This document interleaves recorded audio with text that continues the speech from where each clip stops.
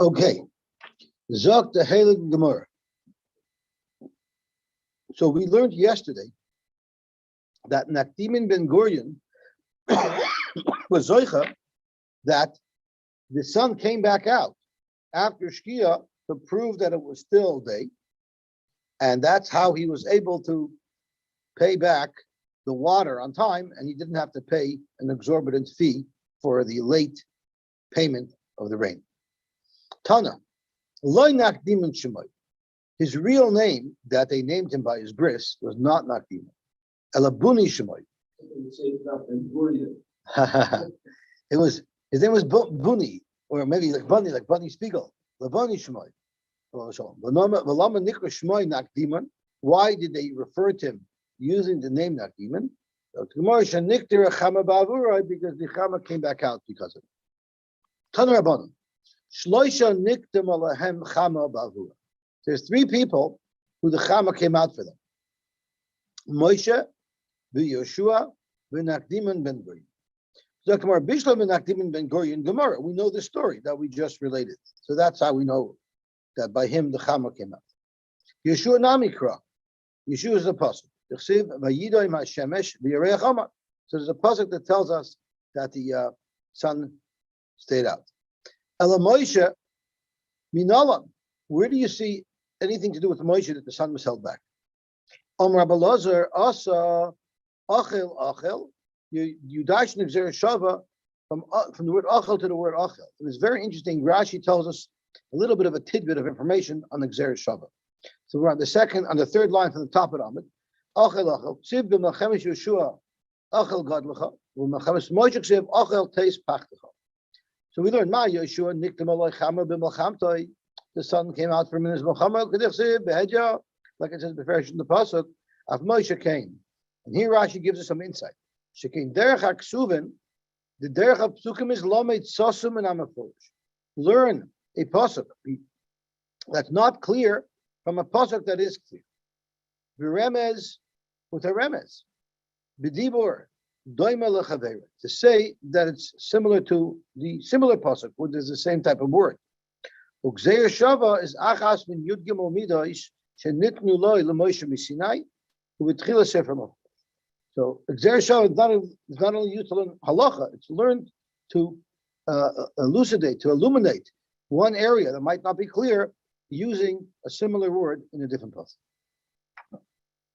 Now, I don't know the Navi well. What was the story about Yeshua? Did the sun set earlier, or did the sun stayed up longer?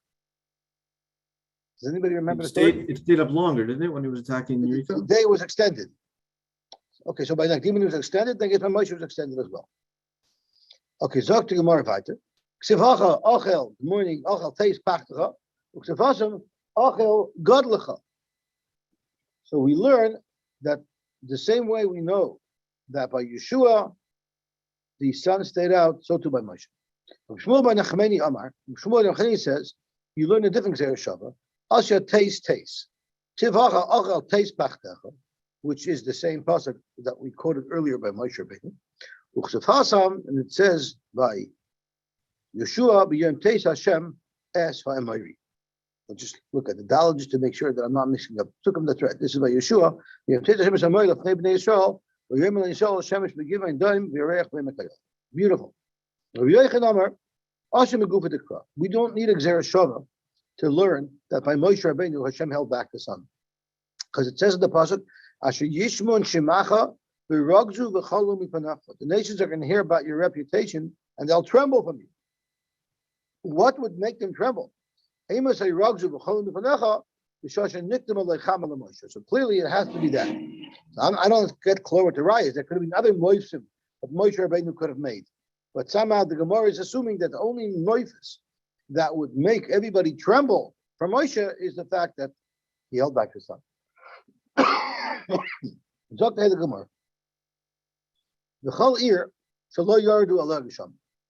So we're discussing in the Mishnah a case where in one area there was too much rain, and in the other area there's no rain at all, and that's a similar klala for both those cities. Both the city that got too much rain, and as well the city that did not have rain at all.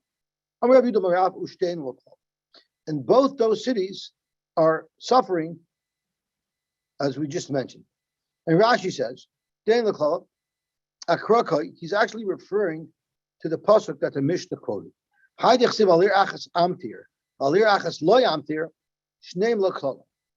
Nabi is saying that it's both bad news. The city that got way too much rain, that's going to damage the grain. That has no growth at all. So that's what the Gemara means when it says both those ominous warnings given by the Navi were going to be bad. Even when Hashem punishes us or gives us a klala, it's always with the reservation. Yerushalayim was like anita amongst the other nations. I believe that this is a pasuk in Eicha. That's right. It's a pasuk in Eicha.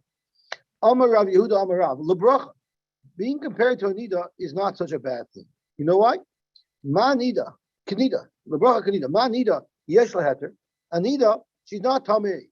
She doesn't have to be separated from her husband forever. It's only until she has her heter, which comes around. It's cyclical. Af Yerushalayim yesh latakana. So to Yerushalayim will also come back into power. So the Rebbeinu Shalom telling us, Yerushalayim is like nida. That means built into that is that we're going to come back. Kalmana, you were like an almana. Amar Rav Yehuda lebracha, that also means a bracha. Hi almana v'loy almana mamus. Ella, it's only a temporary almana. He isha shahalach baila lemedina sayam, compared to a woman whose husband had to go on a long overseas business trip. But he's surely going to come back. So sure, right now you feel abandoned, but avada, your husband's going to come back. Avada, the Rebbeinu Shalom is going to come back and take care of this. What are the other ones? You say she's a nida b'nei, are they all nidas? The other cities. What are the? No, this is not talking about the rain issue.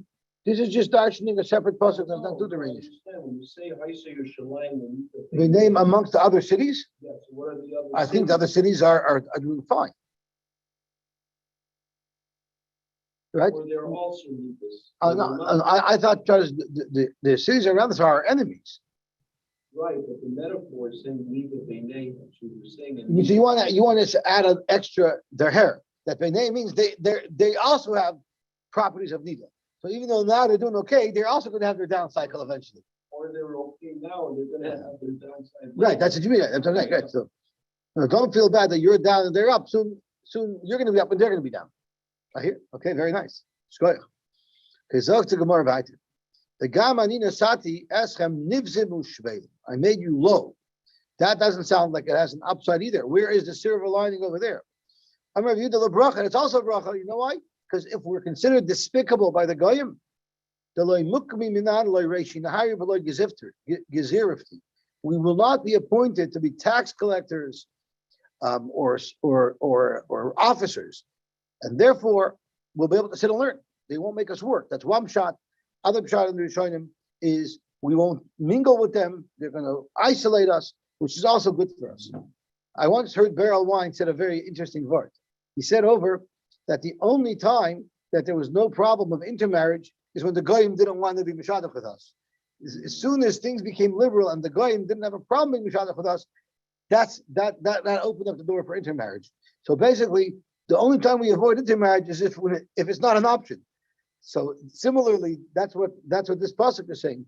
The fact that Hashem made that the goyim are disgusted with us, that protected us from getting mingled in to the goyim. See, we're learning like a Gemara that's the ultimate optimist. Every klala that the pasuk is addressing to Klal Yisrael, the Gemara is finding the silver line. That started in Mitzrayim actually, because to eat in this week's parsha, eating together with a Jew was a tayeva. So and it was an upside during the whole Shibud Mitzrayim that nobody intermarried because of that as well. So it's not the godless of Klal Yisrael. It's because Hashem made it that they wouldn't allow it. Right. Interesting. Yeah. Okay. So v'hika Hashem es Yisrael, Hashem will punish Klal Yisrael kasher yoned hakana b'mayim, like the reed will sway in the water. Amar Rav Yudah Amar Rav, lebracha. That's also a bracha. The Amar Rab Shmuel by Nachmeni Amar Rab Yonis. My dechsiv. It says in the pasuk, nemonim pitzei ayev. Better are the blows of someone who likes you than the tares, rather than nishika isaynei, the kisses of an enemy. When the Gemara dashes, toiva klola shekilel achia hashiloni es Israel, the klola that achia hashiloni, who was good, that he cursed by Israel, is Yosy is better mi bracha shebirchan bilam arasha. It's better than the bracha that bilam arasha gave us. Achia hashiloni kilalam bikana. He said Klal Yisrael should be like a kana, right? Dika Hashem es Yisrael kasher yoned hakana b'mayim. Amalam Yisrael. This is what he meant to tell Klal Yisrael. Dika Hashem es Yisrael kasher yoned hakana. Ma kana zeh, a reed. Where does a reed grow? It grows by the river. It always has a source of irrigation. And therefore, even if it dies, it dries up, it's going to rejuvenate because it has a steady supply of water. Visharashav Reuben, it has a lot of roots, so it's very firmly planted in the ground. And therefore, even if the strongest winds blow it, it's so well anchored, it's not going to be torn out. They will not be able to uproot these reeds. It flows with the punches. But finally, when things calm down and things become more calm, that kana will be standing strong in its location. That's what Achia Shiloni said. He benched them that they should be like a tenon holes, like a cedar tree. Shenema kairozim alaymoyim. Ma erizeh eino emid molokamayim. Just like an eres is not near water. So at this point, everyone's supposed to jump on me and say, "Didn't you just read the pasuk kairozim alaymoyim?" So what do you mean erizeh eino emid molokamayim? Right? So Rashi tells us something fascinating. Let's see Rashi erizeh eino emid molokamayim, and Tosfos says the same thing. Bilam was specifically referring to Arozim Alimayim. Zokt Rashi Hahu Lav Bilam Kamalei. Bilam just said Kairozim. He did not say Alimayim. Who said Alimayim? The Bilam Omer Kairozim Va'amalach Shivu Alimayim. The Malach amended Bilam's words and inserted Alimayim. So when we're reading the brachas of Bilam in Parshas Balak, not all of those words are Bilam's. Some of them were inserted by the Malach. B'chein kulu. The Bilam Omer K'nechalim, and the Chalim have a downside. The Zimnim Misyavshin, they dry up sometimes. The Karmele Amalach Notoyu, the Ein Yeveshin Loyim, they will never dry up. So there was a lot of additions, amendments, inserts into what Bilam said that the Malachim put in to sweeten and to turn around his clothes to brachas. So getting back to Bilam's comments, he just had kairozim, and his intention was the ain't and therefore it doesn't rejuvenate. The ain't shirash of Reuben, it doesn't have so many roots. All the winds that blow in areas, and the areas will withstand the winds. But even when the southern wind blows, that will uproot even the mighty Eres tree. So the Mashah speaks out that this is symbolic. We're talking about Klal Yisrael, and he's trying to say Klal Yisrael, even though we were able to get back up after Golos Mitzrayim, after Golos Bavel, but the Ruach Deroimis, when the Golos of Edom comes, which is the one we're in now, that's the Ruach Deroimis, that's going to be so powerful that it's going to wipe us out. That's what Bilam was saying. But of course, the Malach stick in Alemoyim that we're not going to be wiped out. Not only that, there's another big mila of a reed, of a kana, versus a cedar tree. The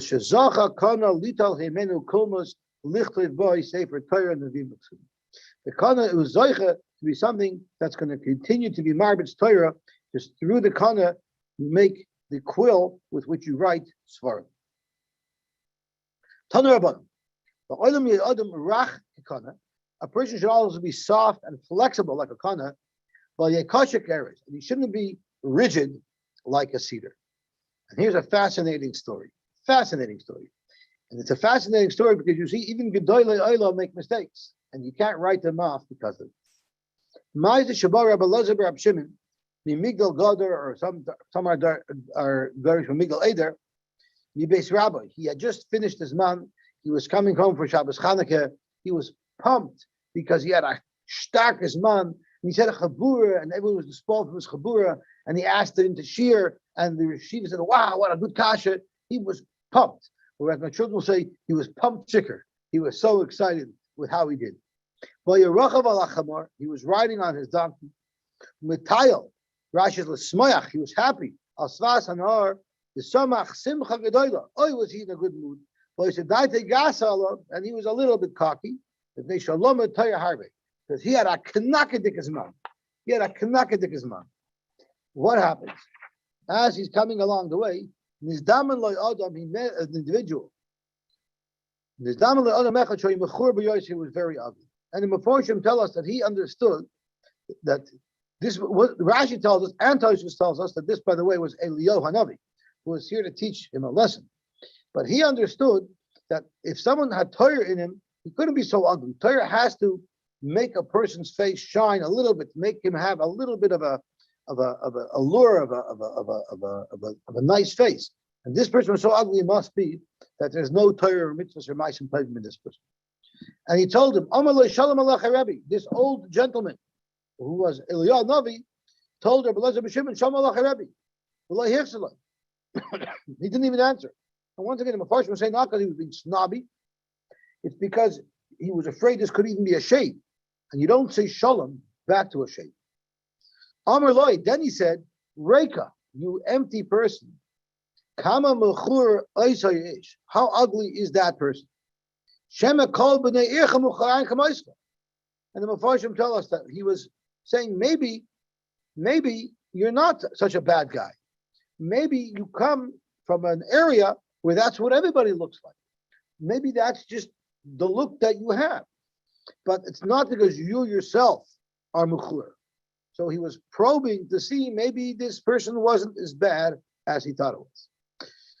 Eliyahu Navi gave him a beautiful answer. Amar Loi, he answered, Eini idea, I don't know. And the Mefarshim tells us that a person should always lamed l'shayna elomer Eini idea. Person has to be a nonna. So Eliyahu was giving him a little bit of a joch. Don't be so cocky. And then Eliyahu continued and said, Elalech v'emar la'umen shasani. If you have a problem with how I look, why don't you speak to my Creator and tell him, Kama mechur klei zeh shasisa. Go tell the Rebbeinu Shalom how ugly the keli he made.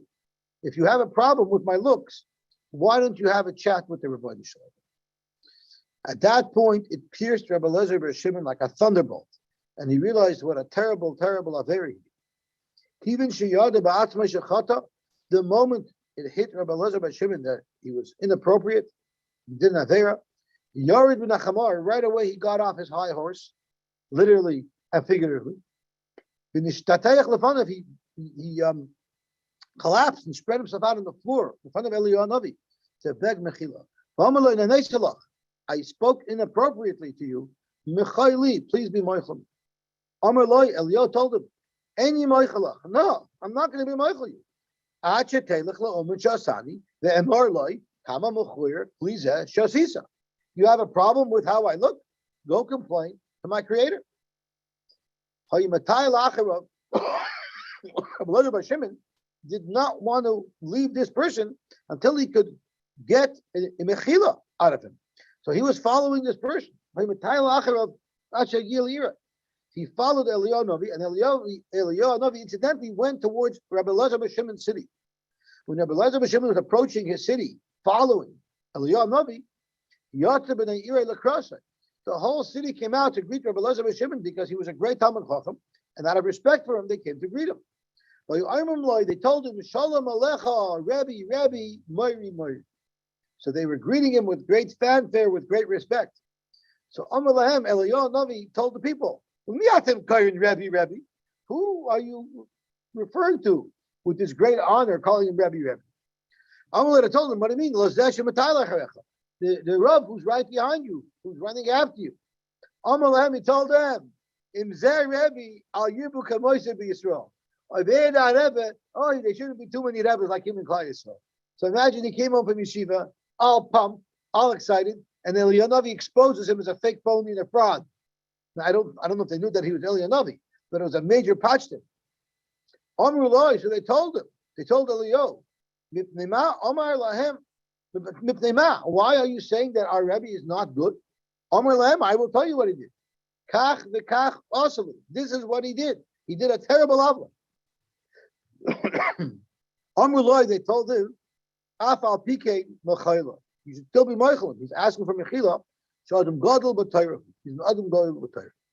I'm not sure why this wasn't Moshe Hara.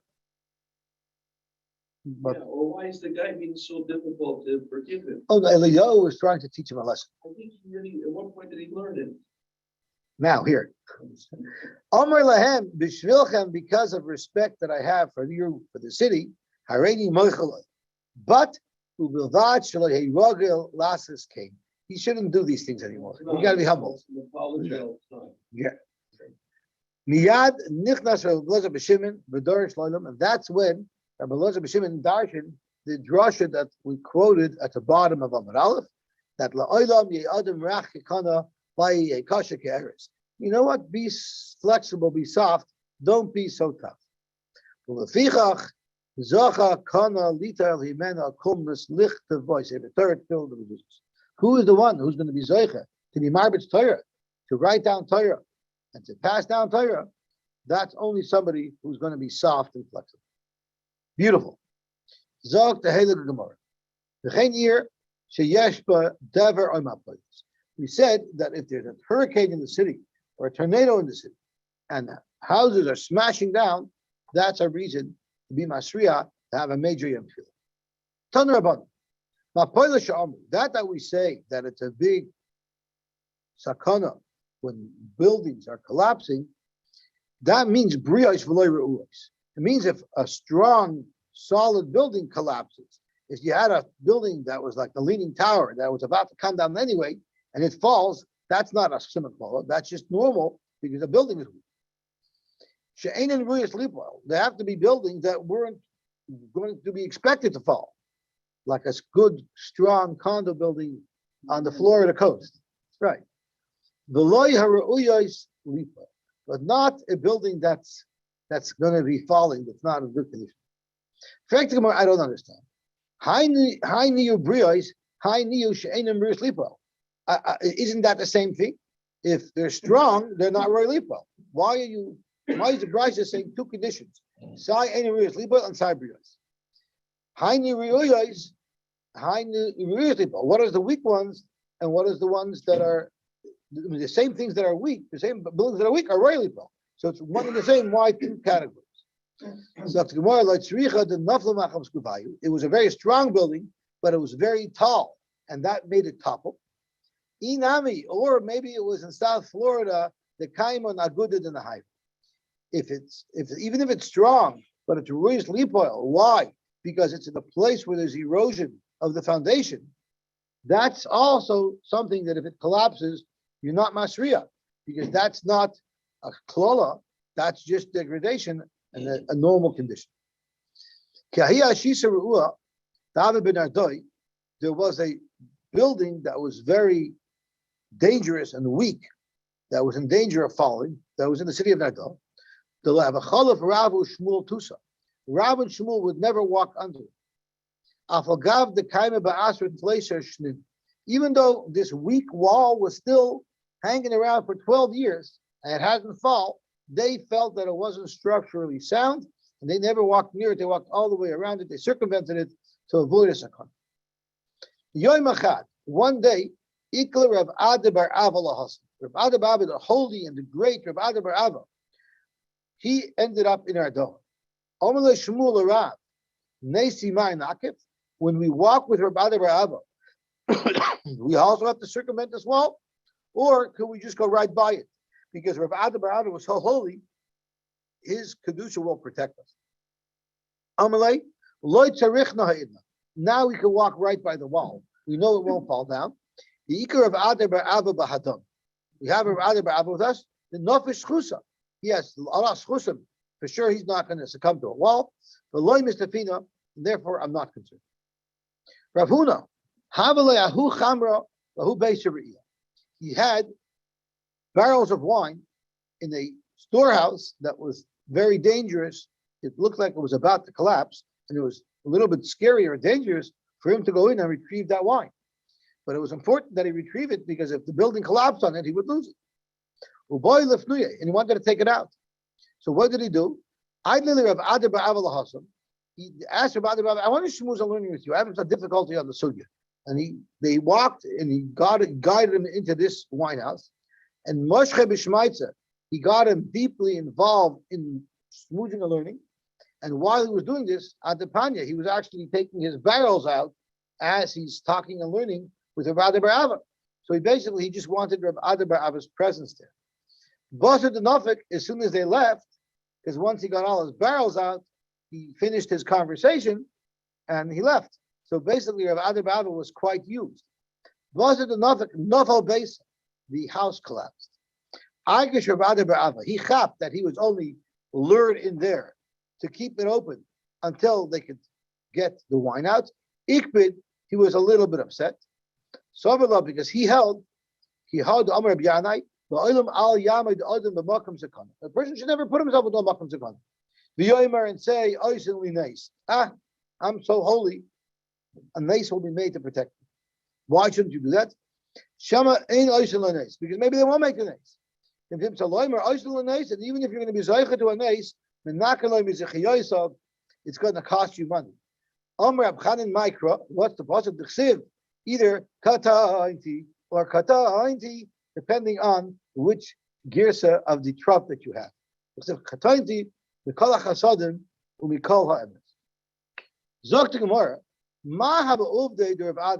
What was so special of Ada bar Ava that he was able to protect buildings from collapsing? He had the Itmar. Shalu Talmidov were of Ada bar Ava. They asked Rav Ada bar Ava, the Talmidim asked Rav Ada bar Ava, Ba'meh harachta yam. In what chus were you zoicha tarich Hashem? No buildings fell on you, no tragedies. Amlam, he told him, Miyamai, in all my days, lo hikpaditi b'Scarface. I never got angry and upset in my house. I was always calm. A. B. I never walked in front of someone who was greater than me. I was humble. I never thought of learning in places where it's improper. I never traveled 4 hours without either Torah or Tefillin. And I never slept in the Beis HaMedrash. Not during the Shabbos. I go to the Rasha, and not even during a Friday night. I never ever fell asleep in shul. And I never rejoiced when I saw that others were struggling. I never called him with a derogatory nickname like shorty or fatty or dopey or any other derogatory nickname that somebody could have been labeled with. Okay. And there are others who learn that it's not a nickname, but the hachinasa is a nickname, and chanichasa is it's some other secondary name that people use. Let me see how he teaches it. It's a secondary name that's added to his family. I'm not sure why that's bad. Art Scroll adds if it has a negative connotation. Art Scroll is quoting from Taanis. Taanis says, "Pirush mechinu shemachan Moshe ben Adam legnai." That's hachinasai. That's the nickname. That's the first item. The chanichasai means pirush kinu shem mishpachtoi shem lovoi. It's some variation of his family last name. And I'm not sure why that's bad. Oh, so he actually gives a contemporary example of Rav Ibn Ezra. So if there was some name that they referred to his family that was not a nice name, then it's inappropriate to address somebody with that name. And I have examples of such names, but I probably shouldn't share them. What was that about the Ibn Ezra? That everyone called him the name Ibn Ezra. That was the name that everybody called his family. Whose family? The Ibn Ezra family. In the Quran Kach. All of his family were called the Ibn Ezra family. I thought the Ibn Ezra lived after Rashi. We're not talking about the Ibn Ezra, are we? I don't know. He never quotes. He lived after Taanis? He lived after Rashi or after Tosfos? Rashi never quotes the Ibn Ezra. The Ramban quotes him all the time. What? But this is Tosfos. Tosfos was a couple of generations after Rashi. Okay, right, okay, sorry. Tosfos. Okay. Right. So let's see the Gemara of Haiter. Amalei Rava LaRafim Bar Papa. Rava told Rafim Bar Papa, Lei Melon Mar, please tell us, Mahanim Milsim Al Yosa, Dava Ovid Rav Huna. Tell us about some nice minhagim that Rav Huna had. Amalei, so Rafim Bar Papa said, B'yanukte, B'yankuse, Loidachina. I don't remember stories of Rav Huna's youth, but B'sibuse, but I remember stories that occurred when he was older. The Chirna, I remember, the Chol Yoyma de Iva, every cloudy day, how you mafkin lay in the cloudy, Rashi says, and windy. So there was some type of danger of walls falling in. Have a mafkin lay beguhaka de the hava. They would tour him through the city in a gold chariot. Besayer la lakula mas, and he would inspect the entire city. If he saw any wall that looked like it was a little weak, have a sosala. He broke it down to prevent anybody from getting hurt. If the owner of the wall had money, banila, he would build it himself. He would build it back himself.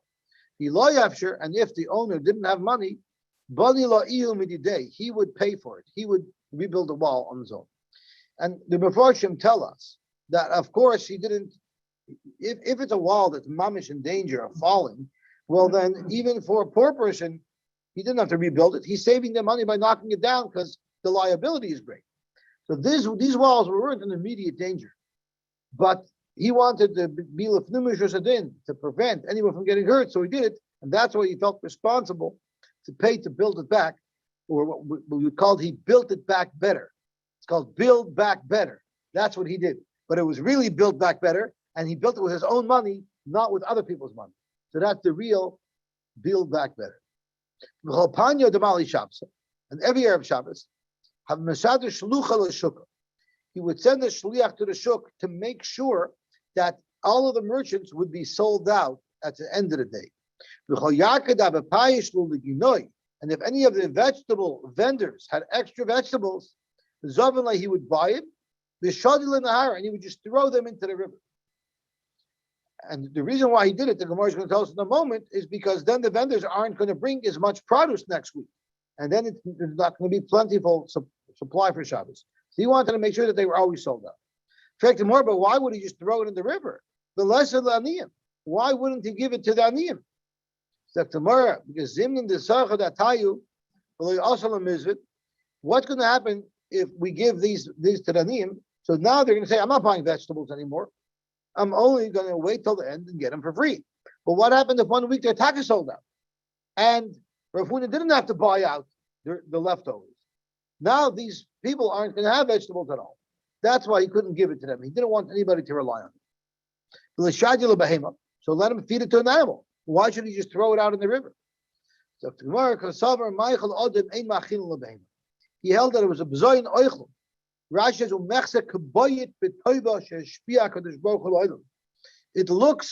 it looks like he's disrespecting the chesed that Hashem gave us food, and he just gives it to animals.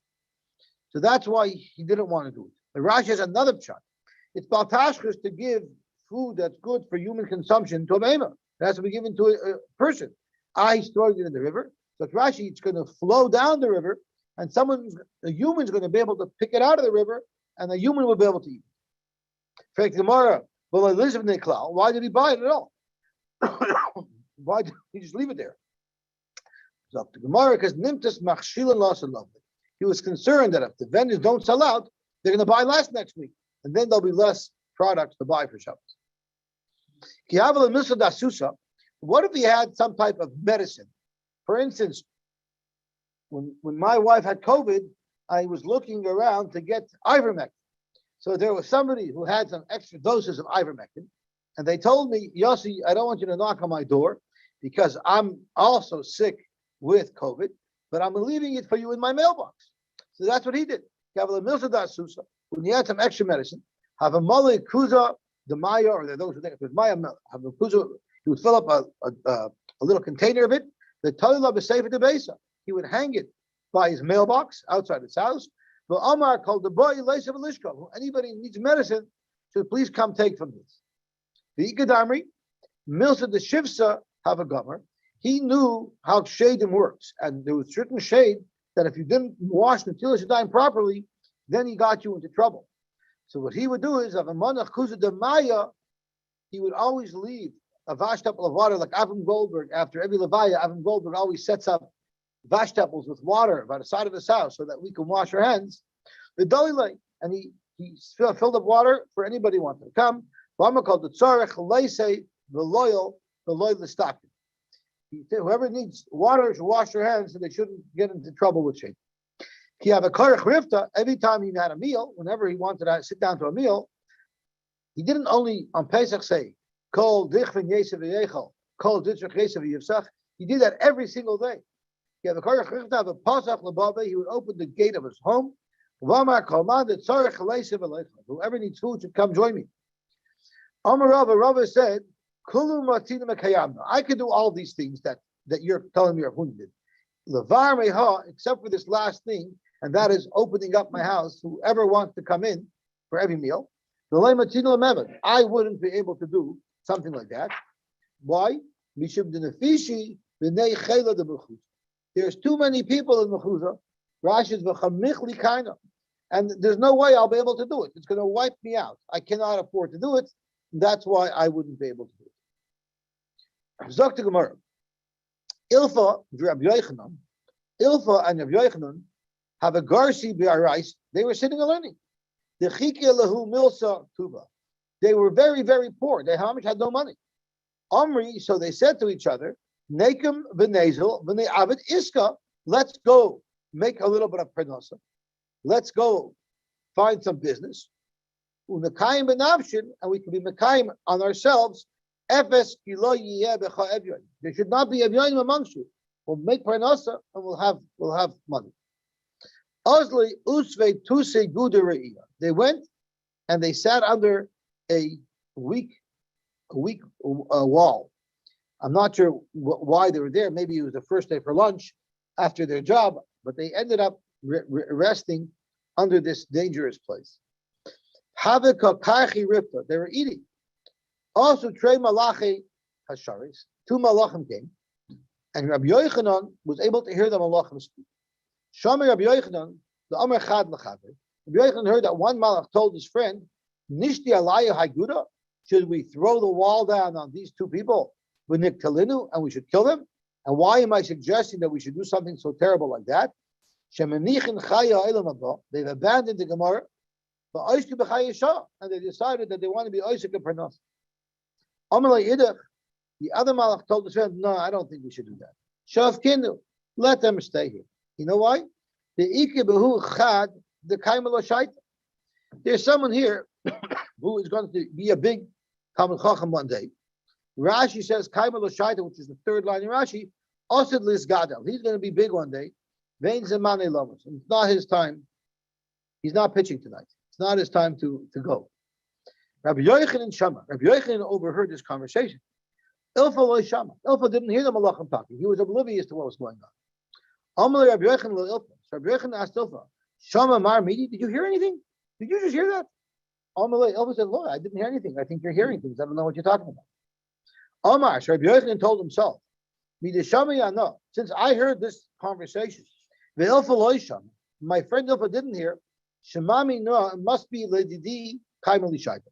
They must be sending me a message that I'm the one who shouldn't be working. I'm the one who should go back to yeshiva and study.